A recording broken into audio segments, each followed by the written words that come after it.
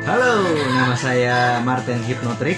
Saya adalah seorang magician yang ada di Gorontalo dan juga berprofesi sebagai MC, host, presenter, dan juga event director.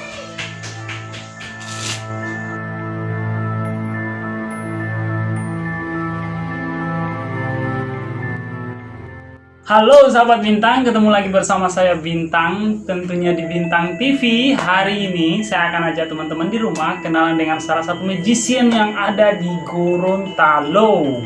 Mendengar kata magic, mungkin di benak teman-teman pesulap, berpakaian hitam dengan wajah sangar, punya ciri khas rambut gimbal, terus gigi taring, limbat. Nah kali ini kita akan berkenalan dengan seperti yang di VT tadi, Martin Hypnotrick. Yeay! Selamat datang di Bintang TV. Cuap-cuap. Tidak cuap. Sama Rente Opa.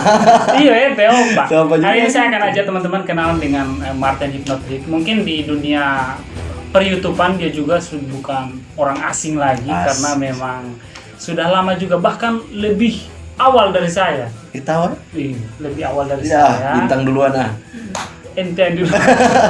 Tapi bintang duluan Jadi monetize dia ya. sudah lama juga Luar di dunia biasa. per-YouTubean, sementara berusaha sama-sama dengan saya. Amin. Dan yang kita akan ulik di sini yaitu definisi magic menurut dia itu seperti apa. Jadi kita akan mendengar langsung kira-kira bagaimana sih sampai ia suka dengan magic, ya kan? Nah, sekarang pertanyaan pertama ini, definisi magic menurut Bang Martin itu sendiri bagaimana sih? Oke, jadi kalau magic itu tergantung persepsi orangnya, tergantung persepsi orang masing-masing apa yang dorang mau utarakan tentang apa itu magic. Tapi kalau dari saya sendiri, magic itu seni. Oke. Jadi semua beberapa senior magician juga mengatakan ada istilah namanya the art of magic. Jadi the art of magic, seni sulap. Jangan berbahasa Inggris. Gitu. The art of magic, art itu seni. Oke. Jadi seni dari magic, seni sulap. Jadi sulap itu adalah seni tertua Oh iya. dan seni yang tersulit di dunia. Gitu. Jadi sulap itu seni yang paling sulit dipelajari, sangat-sangat sulit dipelajari karena kalau orang bilang seni musik, saya juga dari musik, jadi saya juga berawal di entertain itu Saya pernah dengar juga dari beberapa teman. Ya, jadi saya dari musisi, saya belajar main musik dari SMP, SMA saya sudah mulai belajar sedikit tentang sulap, tapi belum fokus, gitu. Jadi cuman sedikit bagaimana bengkokin sendok gitu, terus garpu, leper olo boleh ya. Pokoknya begitu. Jadi sampai sekarang saya masih bingung dengan sendok itu. Apa sendok itu akan bengkok dengan sendirinya kalau misalnya ada hantaran panas atau gimana, saya belum paham. Banyak teori. Jadi kenapa sulap itu jadi seni yang paling sulit untuk dipelajari karena itu. Karena dari satu trik atau satu permainan itu akan banyak definisi dari orang-orang. Oh, ini sendok bisa bengkok karena ada aliran panas, karena ada cairan tertentu, karena. Iya. Tapi sebenarnya bukan hanya sebatas itu. Bahkan banyak orang yang bilang, dia bisa hilang, dia bisa kasih. Kalau aneh kan ada permainan paling favorit yang paling dikenal orang Gorontalo itu adalah meja terbang, floating table ya. Jadi beberapa kali perform, kalau yang big show, bukan big show sih. Kalau big show saya ada beberapa permainan big show, tapi salah satu yang paling disukai orang itu pada saat saya main floating table namanya. Bukan meja terbang sebenarnya, tapi meja melayang. Oke. Jadi namanya itu floating table, yang meja pakai melayang. ini tuh kan. Nah, taplak ada apa semua ya. Oke. Dan itu, jadi kalau definisi magic menurut saya, magic itu adalah seni. Jadi salah satu seni yang ada di dunia dan sulit untuk dipelajari dan paling tua.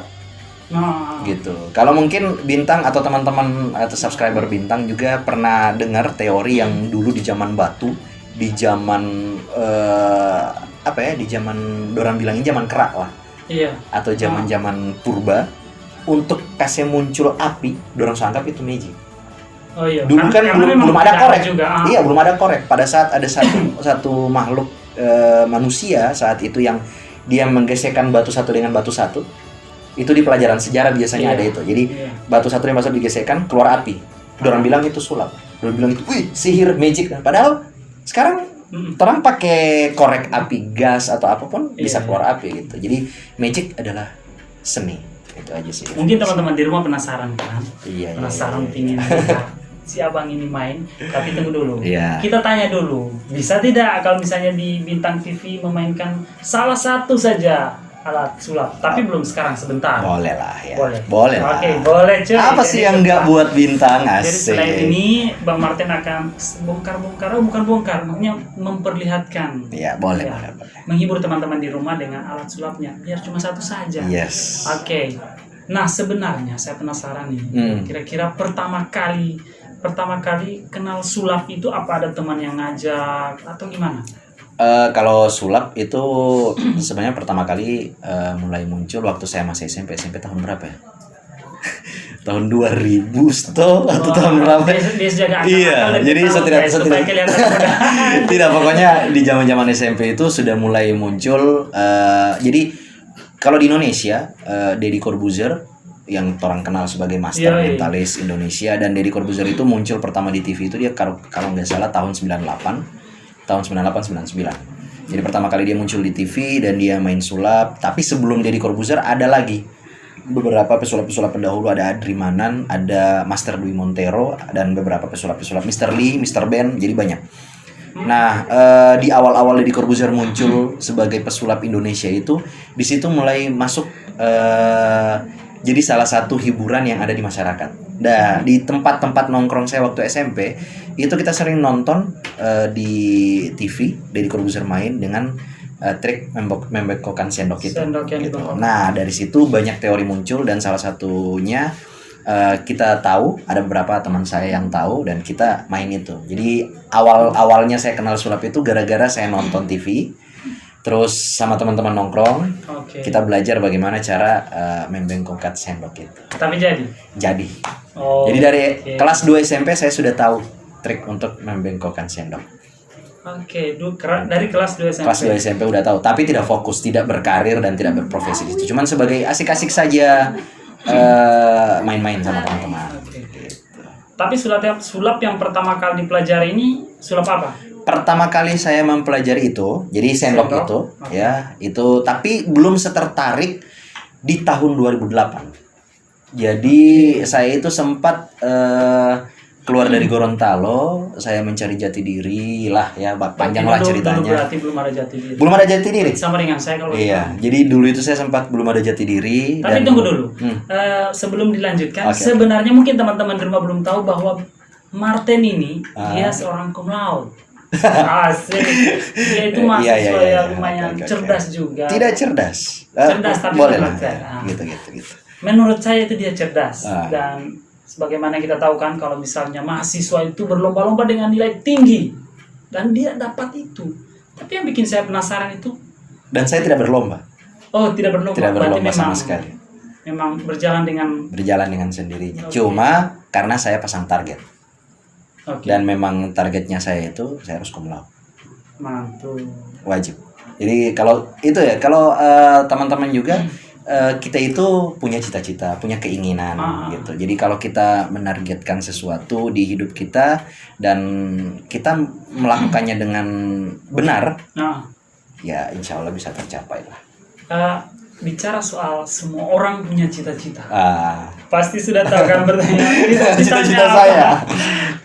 Oke, jadi cita-citanya saya itu dulunya pengen jadi ilmuwan. Ilmuwan. Ilmuwan kan banyak. Iya, jadi saya itu suka sekali jadi saintis. Jadi ilmuwan, jadi penemu Yoi. sesuatu. Saya itu paling suka sekali dengan jadi saya ini penggemar ilmu pengetahuan, terutama matematika. Wih, Saya itu kuliah awalnya dulu itu di jurusan matematika. Jadi saya paling suka ngitung. Saya kutu buku. Bahkan saya dikenal kutu buku dari SD sampai SMA lah. Saya dikenal sebagai seorang yang kutu buku sampai akhirnya saya jadi kutu busuk. jadi kutu kupret. Jadi kutu busuk ya. Sebenarnya saya suka matematika, sangat-sangat suka. Cuman pada saat masuk ke perkuliahan itu ternyata tidak sesuai ekspektasi. Tadinya saya pikir ya saya akan belajar bagaimana benar-benar matematika, teori Pitagoras, aritmatika, algoritma, aljabar, persamaan kuadrat dan trigonometri dan lain Dia ingat sebagainya. sama cuy. Iya, Jangan masih bongkar. masih saya ingat ya Salam semuanya. kelihatan bodoh sekali. Karena itu sudah apa ya, sudah mendarah daging. Dari kecil saya memang diajari dengan benar tentang matematika itu. Saya suka berhitung, saya suka fisika. Jadi banyak yang saya suka tentang hitungan. Tapi pada saat di kuliah kok gini? Jadi munculnya kalkulus 1, kalkulus 2, kalkulus 3, kalkulus 4, aljabar, aritmatika dan sebagainya. Ini yang bikin jadi tidak masuk toh. Gitu. Kayaknya Ana memang suka matematika tapi bukan matematika seperti ini. Makanya saya belajar mentalis. Nah, di mentalis itu ada namanya matematika terapan. Saya suka dengan ada gitu. Nah, kesininya saya tahu ternyata matematika ini dari dasar ilmu matematika itu kita bisa terapkan di kehidupan sehari-hari. Itu makanya namanya matematika terapan. Mungkin teman-teman yang jurusan matematika mungkin tahu. Ada namanya matematika terapan jadi kayak perhitungan-perhitungan tentang sebab akibat, what if kalau di teori komunikasi namanya what if. Gitu. Dan komunikasi pun itu ada matematikanya. Jadi buat teman-teman Gitu. kalau ada yang jurusan matematika itu yang menonton, komen di bawah apa sih kesulitan kalian di pelajaran matematika, atau mungkin pengen ikutan juga dengan jalurnya Bang Martin, komen di bawah. Nanti linknya Bang Martin saya akan cantumkan di deskripsi. Oh, okay. Kalian ikuti, jangan lupa follow. Yes, oh ya, yes. kalau saya dengar dari teman-teman dan saya perjelas lewat postingan, ternyata iya Bang Martin sekarang buka kursus lagi. Iya. Karena PSBB, orang lockdown, event-event semuanya di cancel, jadi saya back to basic. Ya, jadi kembali ke basic. Jadi dulunya itu, jadi saya cerita lagi. 2008 saya belajar sulap itu karena saya didatangi teman di sini. Posisi saat itu saya adalah seorang musisi, gitaris. Saya baru-baru 2007 saya pulang dari Bandung. Saya di Bandung sempat belajar ke salah satu seorang gitaris klasik yang ada di sana di Jawa Barat. Saya belajar di dia. 2008 saya keluar dari Gorontalo, saya cari jati diri yang tadi saya bilang. Saya dapat jati diri, saya balik lagi dan saya meneruskan belajar gitar klasik secara otodidak. Jadi tidak punya guru lagi di sini. Jadi saya belajar otodidak. Nah, ini teman datang, dia dari Manado dan dia memang di Manado sudah dikenal sebagai pesulap. Tapi saya tidak tahu kalau di Manado itu dia ini adalah teman seangkatan saya waktu di sekolah. Dia datang di sini, dia perlihatkan trik sulapnya dan saya tertarik. Namanya Gio, ya Gio Lahai namanya. Mungkin Kak Gio lihat video ini. Iya, kalau nonton komen dia tahu lah ya. Supaya saya juga tahu. Iya. Kak Gio-nya mana? Komen di kolom komentar, coy. Nah, si Gio ini dia memang waktu itu niat mau pensiun dari pesulap. Oke. Gitu. Jadi dia mau cari orang yang mau diturunkan ilmunya. Gitu. Jadi pas dia ke Gorontalo dia memang mau cari orang yang pengen diajarin. Setelah diajarin dia pensiun gitu. Nah, dia datang ke sini dengan syarat, dia kasih syarat, kamu ajarin saya main gitar, saya ajari kamu main sulap. Barter gitu ya. Barter. Dan saya iyakan saat itu. Saya iyakan 2 minggu saya tidak tinggal di rumah. Saya tinggal di rumahnya selama 2 minggu. Paling pulang ke rumah itu cuma mandi, ganti baju, saya balik lagi. Jadi saya dari tidur sampai bangun tidur itu saya berhadapan dengan sulap. Dan saya ajari main gitar. Jadi saya bawa gitar saya ke sana. Saya ajari dia main gitar, dia ajari saya main sulap basic juga. Setelah semuanya saya pelajari secara basic, saya dilepas untuk belajar secara sendirinya. Gitu. Nah, dari awal situ 2008, 2009 saya sudah diajak main di TV, masuk pernah TV, main di televisi juga. beberapa TV. Jadi waktu itu di kampus UNG ada namanya Civica TV. Iya, saya pernah Civica dengar TV. Nah, setelah saya belajar sulap itu, saya mulai coba bikin properti-properti sederhana seperti dompet api. Saya bikin alat-alat sulap kartu, itu bikin sendiri. Jadi saya tidak belanja waktu itu tahun 2008 2009, internet masih tidak terlalu kayak sekarang. Facebook aja mungkin baru 1-2 orang yang pakai Facebook. Kita paling di Yahoo Messenger, aplikasi chatting Mic33, MIRC dan sebagainya ya. Kalau mungkin di zaman saya mungkin tahu saat itu aplikasi-aplikasi yang ada adalah aplikasi itu. Bahkan saya belajar sulap sampai bunda saya itu bilang saya kayak orang gila. Jadi saya bangun, bunda ada di belakang kamera juga. Jadi saya sempat dibilang kayak orang gila. Saya belajar sulap depan cermin, depan kaca, main koin, main rokok, main kartu, main semua. Ajus sempat bilang Bye Bye menjadi gila. Akhirnya saya pelajari, saya diajak oleh TV, orang TV datang ke sini, ngajak saya untuk bikin satu program TV tentang sulap. Itu yang ngajak waktu itu kalau nggak salah produsernya itu Muas dan programnya dari Pak Ronald Hutagalung. Jadi saya sempat satu program sama Pak Ronald Hutagalung dan ada beberapa pesulap lain di Gorontalo yang diajak di situ. Saya di situ kurang lebih 5 atau 6 bulan lah di TV itu, di program itu. Nah dari situ mulai berkembang dan 2010 saya kuliah lagi, masuk baru di jurusan ilmu komunikasi yang saya bilang tadi. Nah di situ saya mengembangkan jaringan.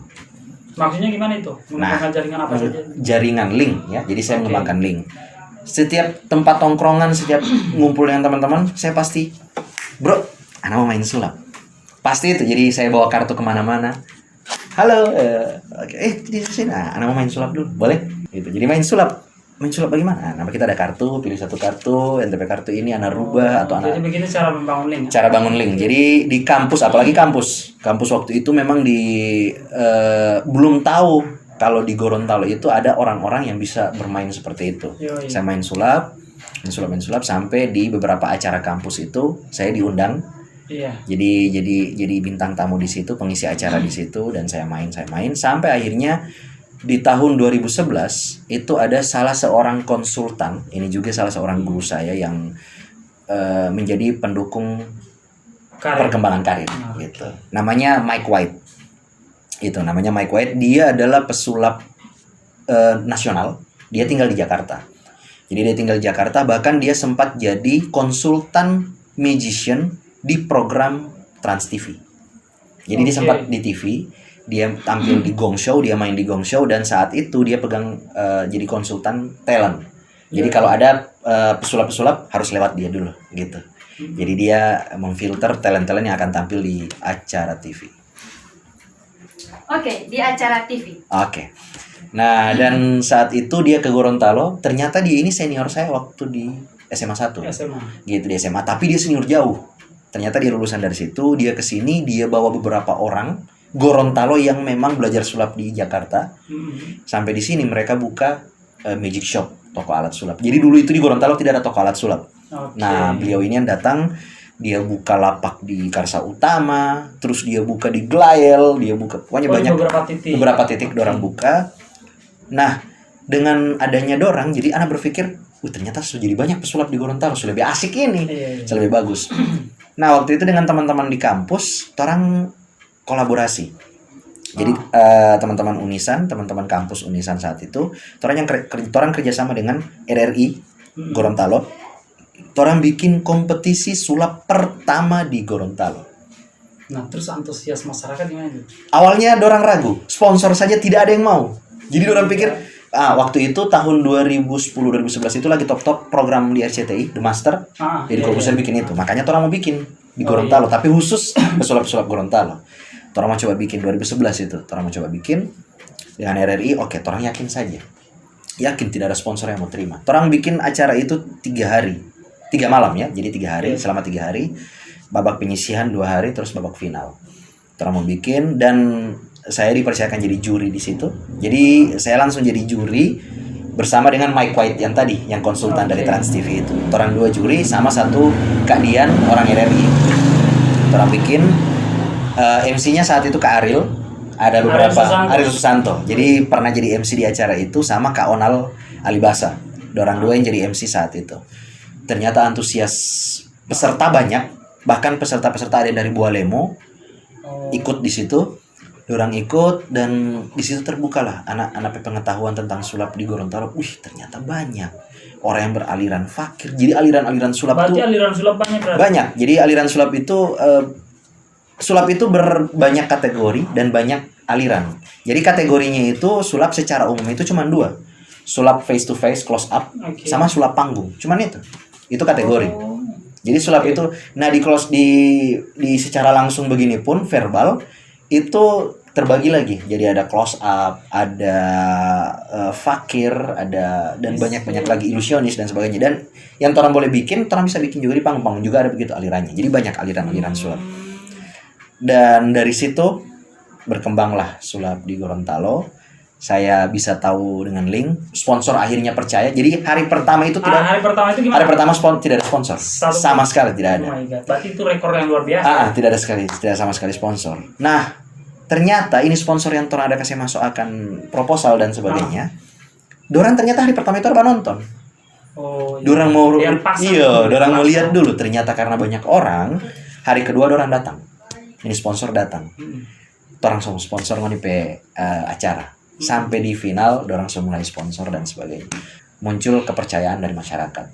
Nah, dari situ saya juga kenal dengan namanya Om Roro Suhendro. Oke. Semuanya tahu, dia juga YouTubers tahu ya. Nah, iya ya, jadi Om Roro adalah, dan ternyata Om Roro ini dari tahun 90-an dia sudah main sulap, tapi konsep sulap badut. Oke, Jadi- kayak Master Master Tarno gitu. Jadi Master Om Roro Tarno. itu dulu begitu. Jadi dia ada menyewakan badut, dekorasi sulap, dekorasi ulang tahun, terus dia main sulap di situ. Oke. Nah, sampai di situ saya kenal Om Roro, saya diajak sama Om Roro untuk masuk ke manajemennya Om Roro. Dan dari situ tiap kali ada ulang tahun saya tuh diajak main di situ. Nah, dari situ jadi awal-awal perkembangan saya, dan akhirnya bunda saya bilang saya tidak gila lagi. Ya, karena sudah menghasilkan. Karena sudah menghasilkan, dan dari situ saya sambil kuliah sambil berkarir. Nah, jadi buat teman-teman kalau misalnya pengen usaha tidak langsung serta-merta jadi pesulap. Iyalah, jadi saya saja harus belajar kurang lebih 3 tahunan untuk bisa tidak 3 tahun ya. Lebih berat. 2008. Penghargaan sulap saya pertama itu 2013. Jadi ini kisah hidup Bang Martin ya. Jadi kalau penasaran bagaimana kehidupan, lihat di sini kehidupan lengkap. Jadi belajar tahun 2008, mulai fokus 2008. Memang saya main TV, main event dan sebagainya. Tapi penghargaan, pengakuan pertama kali di Indonesia saya sebagai seorang magician itu tahun 2013. Jadi 2013 itu sempat muncul organisasi atau komunitas sulap terbesar di Indonesia namanya VMC, Victor Magic Club. Nah, di Victor Magic Club itu di situ ada semua master-master sulap dari Romedal, Rizuki, banyaklah pesulap-pesulap senior yang ada di situ. Dan waktu itu mereka datang ke Manado. Jadi VMC ini datang ke Manado bikin lecture dan bikin kompetisi untuk pro magician gitu. Jadi magician yang profesional. Saya dapat undangan ke sana dan saya ikut. Saya ke sana 2013. Yang alhamdulillah saya dapat penghargaan di situ sebagai the best magician, the best parlor magician. Parlor magician itu maksudnya magician dengan aliran berinteraksi. Saya mentalis saat itu. Alirannya saya mentalis 2013, saya dapat penghargaan. Itu penghargaan langsung dari Master Rizuki. Oke. Gitu. Jadi Master Rizuki sama bapaknya, Master Rizuki yang datang. 2013 penghargaan pertama. Jadi 2008, 9, 10, 11, 12, 13, 5 tahun. Ada kesulitan tersendiri tidak kalau misalnya kita main magic sama anak-anak? Ada kesulitan tersendiri? Ada. Pokoknya mau main sulap secara umum ada DP kesulitan, dengan anak-anak ada kesulitan. Kalau dengan anak-anak itu sebenarnya kesulitan dengan anak-anak itu tidak terlalu nampak karena kenapa? Anak-anak itu cuma suka dengan efek. Sedangkan kalau maksudnya saya misalnya kayak ini, saya ambil kartu, terus saya hilang, muncul lagi. Dorang suka dengan efek itu. Kalau orang dewasa nonton, hilang dia sembunyi di mana? So di situ orang berpikiran. Jadi beda gitu. Jadi beda. Pada saat dengan anak-anak memang gampang, cuman efek-efek yang orang tampilkan harus orang suka. Misalnya, anak bermain permainan yang banyak warna, munculkan bunga, ada merah, munculkan burung, gitu, payung, tongkat. Pokoknya kasih berwarna-warni bahkan. Berarti magic Pak Tarno, Master Tarno memang sudah pejalur itu ya? Kalau Master Tarno itu dia dijuluki sebagai Master of Traditional Magic. Oh iya, dengan alat-alat yang tradisional. Ada alat-alat yang tradisional dan properti-properti yang dia buat sendiri bahkan. Gitu, Master Tarno. Dan di Gorontalo itu ada orang kayak Master Tarno, sudah almarhum tapi. Saya sudah lupa namanya, tapi Om Roro yang kenal dia. Om Roro yang kasih kenalan saya sama dia. Jadi dia memang dari tahun 80-an sudah main sulap keliling di pasar-pasar. Pakai alat-alat yang dia bikin sendiri. Itu beliau. Saya sempat mau bikin event kemarin untuk live achievement. penghargaan terhadap pesulap-pesulap senior. Beliau salah satu yang saya pengen kasih penghargaan saat itu, cuman pas Om Roro bilang dia sudah meninggal, saya tidak jadi bikin itu acara karena rencananya waktu itu saya mau bikin acara khusus beliau, khusus dia. Ternyata banyak juga deh pengalaman hidup ini, Ang. Banyak sekali. Banyak DP. Kalau bisa disimpulkan itu baru berapa persen dari pengalaman hidup? Baru 30%. Oh my god. Baru 30% Baru itu. 30%. Jadi mungkin teman-teman pengen pengen tahu lebih tentang, sebenarnya saya pengen mengulik banyak tentang kehidupan Bang Martin, karena memang setiap kita ketemu di tempat nongkrong itu pasti pembahasan kita itu bukan itu aja. Iya, berkembang lah. Banyak lah Berkembang ya. terus dan tidak akan bosan. Jadi kapan-kapan nongkrong nentokan supaya Iyalah. bukan. Jangan di studio terus, Andika.